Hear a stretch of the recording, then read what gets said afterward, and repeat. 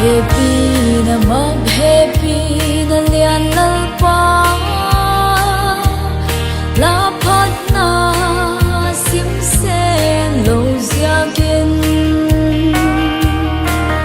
Mami te bao chap ngai than ke udi Holy Bible lamal zolna kamuta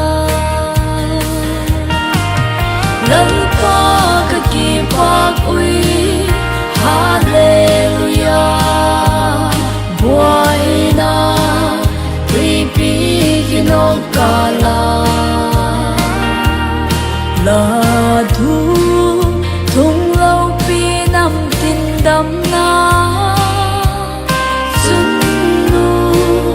bao a sim đi lấy bia tak siak in alpa ke udin la ngai tua na te asang in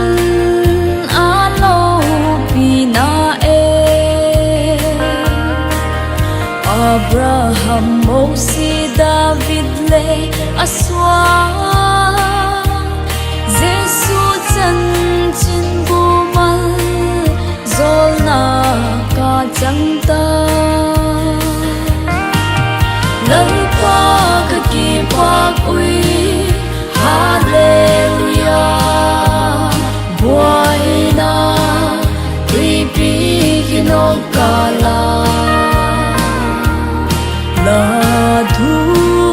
thung lâu pi nam tin đam na sun nu bao a sim đi lấy bia tak siak in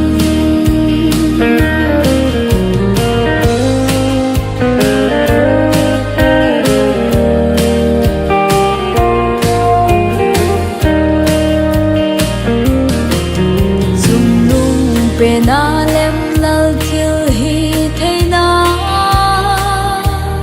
top lâu kum tuanga hin zin chun yang vai chaga te din galvan bukim le piai hallelujah se brai te lalpa lalpa ka ki pak ui hallelujah boy na pipi kinokala la thu thung lâu pi nam tin đam na sun nu bao a sim đi lấy bia tak siak in Babel in sang swal na saltang te di mang sol na lâu pi hung tung hin swal thim a chu sang tam tak sal vak di lalpan hu